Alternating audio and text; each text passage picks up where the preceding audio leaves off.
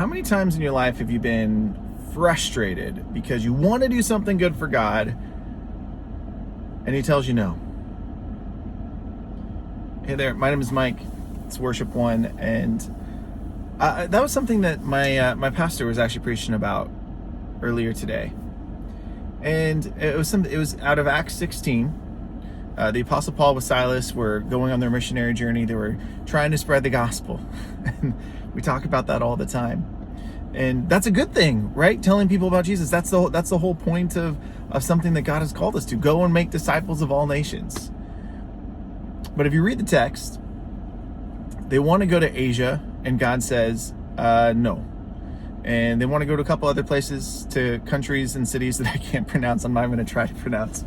And God says no. And I can only imagine what it must have been like to be Paul, to be like, God, I am trying to tell people about you. You sent me on this missionary journey. Like, what is going on? And through all of that, after all of the no's, nope, you can't go here, you can't do that, Paul has a dream, a vision of a man in Macedonia asking for help. And now all of a sudden, Paul's like, okay, cool, Macedonia it is. Let's go to this is going to be great. Let's go to Macedonia.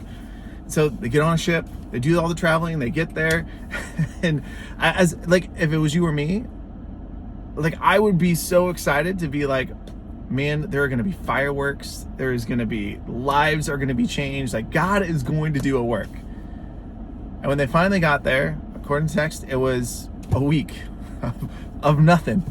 He was like, oh, okay, God, like you gave me this vision. I'm here. Now what? Well, the Sabbath rolls around. He goes, because there is no synagogue in the city.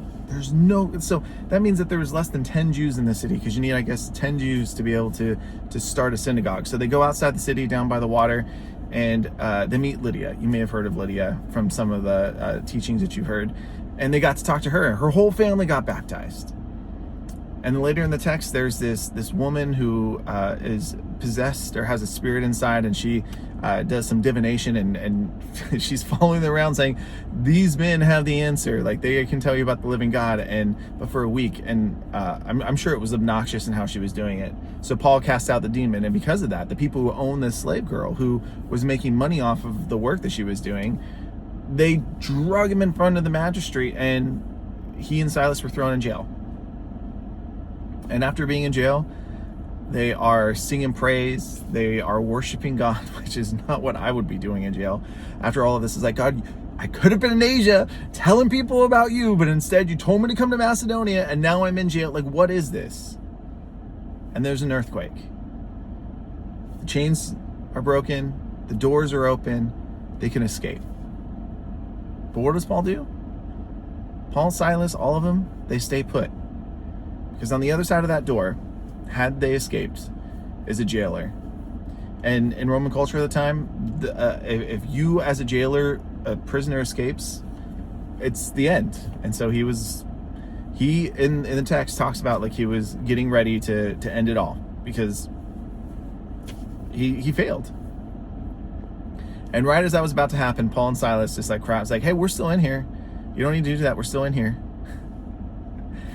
And then Paul goes home, and the jailer and his family all get to hear the gospel. They get to hear about Jesus. And I was talking to my wife about this. What if the reason why God was saying, hey, you can't go to Asia, hey, you can't go here, you can't do all that stuff, was because he knew that earthquake was coming? And if Paul and Silas were not in that jail when the earthquake came, that jailer may have not come to know Jesus. He may have ended it all.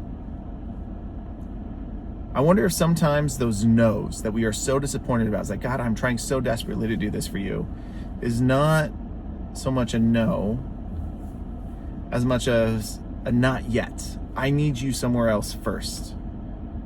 Can you trust me? Will you trust me for what's next? I guess that's the challenge we have going into this next week.